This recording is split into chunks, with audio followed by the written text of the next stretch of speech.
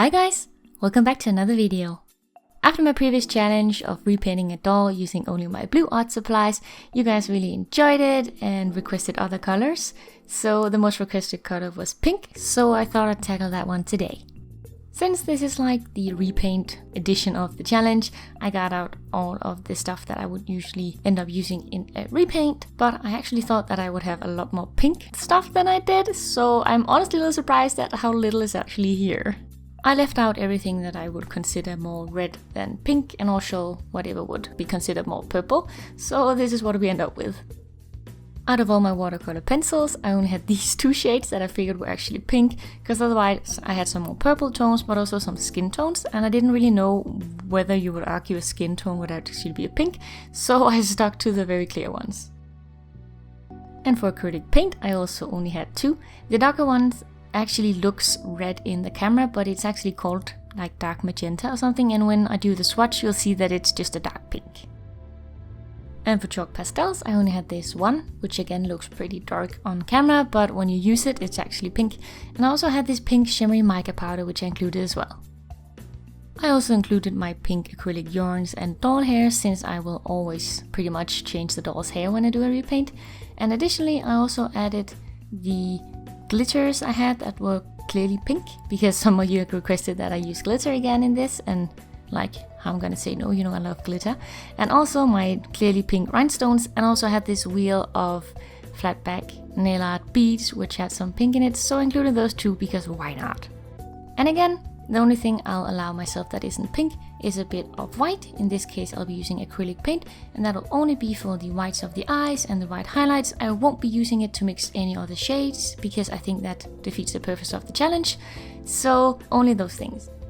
So here I'm doing a swatch test so you guys can see the different shades we're working with, and I was lucky that at least my dark pink and light pink were so far apart in tones, because even though I don't have much to work with, you can mix the two and create in-betweens, so that's a good thing. And when working with one color, that is the biggest issue.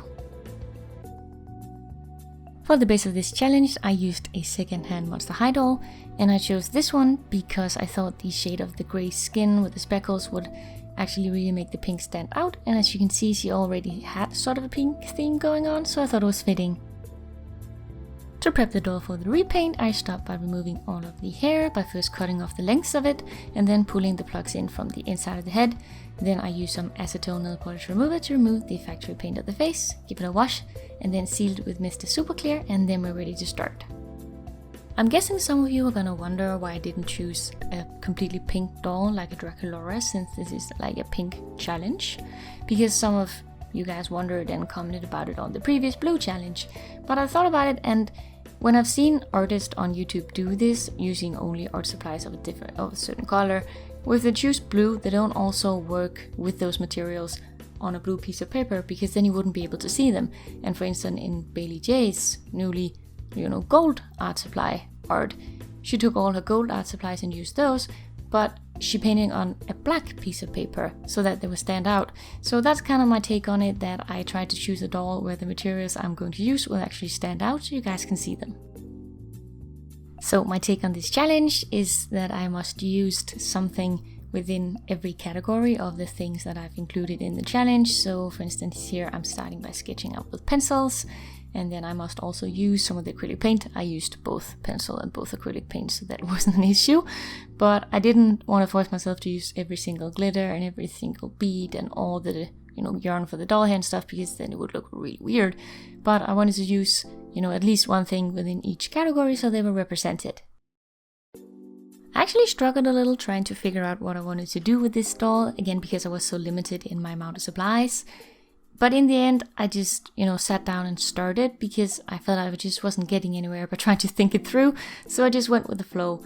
And I ended up doing the lips differently than I often do. I will, on most of my dolls, do pretty soft looking lips with a lot of, pastel that's blended out and stuff like that. So since I didn't have that, I decided to make more defined lips, like she's actually wearing lipstick. And I faded between mixing the very light pink paint with the darker pink, and faded the two together to make the lips look plump. And I also used a bit of the white paint in the middle to look like teeth, but again that wasn't mixed in with anything that was just pure white. But I sometimes do that by adding a bit of white to make more of an open mouth look. because I think it's very cute.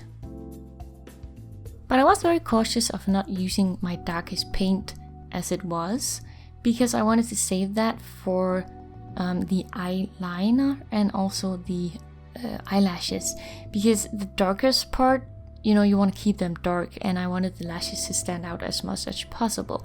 So I didn't want to use the darkest color around the face too much either. And that is just the biggest challenge, is getting a lot of, you know, different shades, and also keeping the darker things very defined when you're only using, you know, one tone. So that's why I decided to only use the darkest, you know, unmixed with the lighter colors, just for the lashes.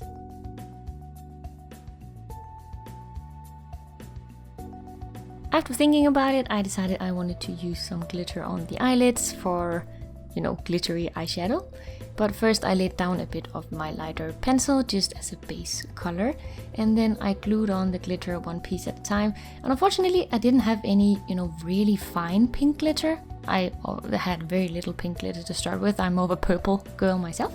But the ones I had was just a tiny bit chunky, so it would have been better if it was finer, but you know, we work with what we've got. So I added the pieces individually and used a darker shade around almost like the crease of the eye.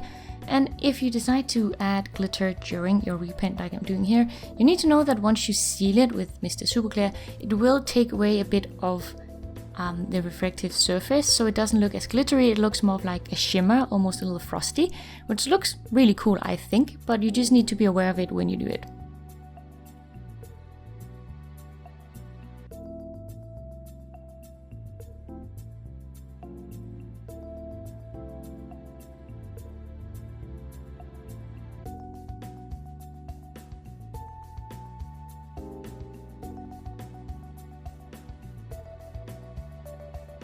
Normally I work a lot more in different shades of watercolor pencils and therefore need to build up my layers to gain opacity, but in this case I used predominantly the acrylic paint, so therefore I didn't need to build up as many layers because the paint, you know, just dries and you can layer it like that.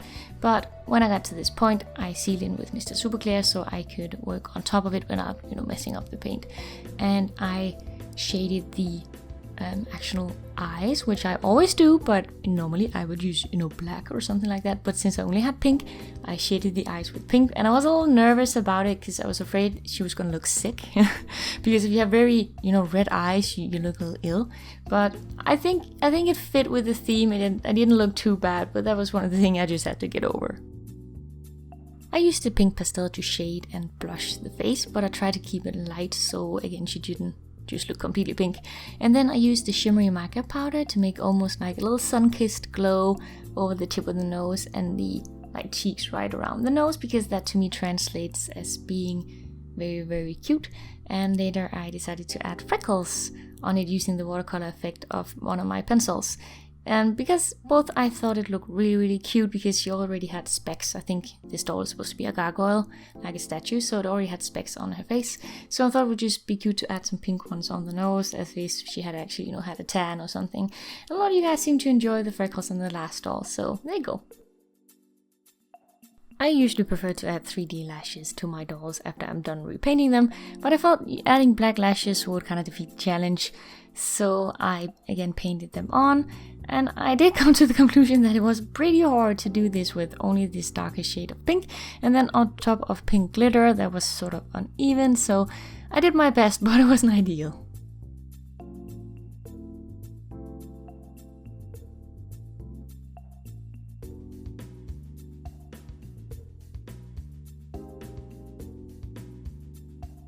So here I'm using the watercolor effect of one of the pencil to add the earlier mentioned freckles.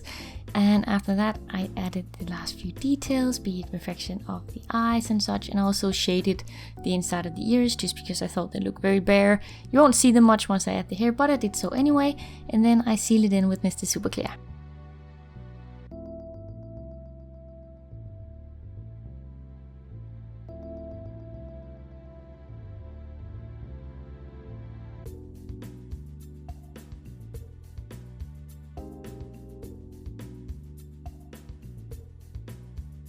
So after the doll was all dry, I had to decide on the type of hair, and I had thought I would use the either bubblegum pink yarn or the plastic doll hair, but I honestly thought the doll would just look better with darker hair to add a little more definition. So that's what I ended up going for by brushing it out and then straightening it with my flat iron. And then I thought it would just look really cute with really wild curly hair, so I ended up curling all of the strands before adding them. Acrylic yarn is for me a really good alternative to actual doll hair because you can get it in so many colors, and you can just brush it out and straighten it and also curl it like I'm doing here with a bit of heat from a flat iron, and it's just a great way to get a lot of options, I feel. So once I had my curls done, I split them up into smaller strands and then started gluing them onto the doll's head. And a lot of people ask me why I prefer to glue doll hair on rather than reroot, and for me it's several things, both time aspect because rerouting takes a long time, and also I just really like being able to place every strand of hair exactly the way I want it rather than, rerouting where it just goes where it goes. My plan was originally to cut the curls even shorter once they were on the doll's head, so you'd be able to see her ears, which I had actually left for once, but once I had this hair on, I just thought it was so cute and wild, so I couldn't bring myself to cut it. And therefore I couldn't really, make a hair accessory or anything else where I used the rhinestones and the pearls like I kind of did with the first one. So therefore I decided when, the world gives you glitter and sparkles, why not? So I decided to make a centerpiece on her forehead to go along with the glittery eyelids and use the big glitters to make almost like a strand going across the forehead, kind of like a headband of sorts.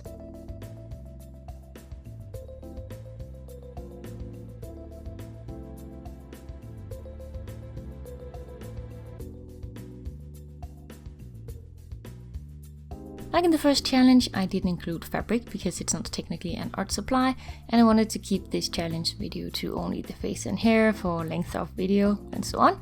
So therefore I didn't make an outfit, but since I had my yarn out anyway, I decided to also knit this doll a scarf like I did the first one. I only did a slightly slimmer one in the same kind of yarn as the hair and then added that on.